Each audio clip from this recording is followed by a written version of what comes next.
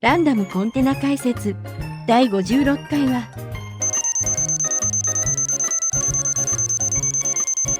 こちらの 19G 型第9020号を紹介していきます。19G 型第9020号は、2005年度に中国の CIMC というところで製造されました。ロットから説明すると、第6801号から第10100号のうちの2220番目のコンテナです。このロットからの変更点は特にありません。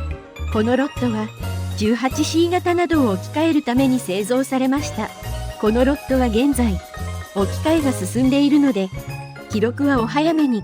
遭遇率は1ぐらいでしょうか。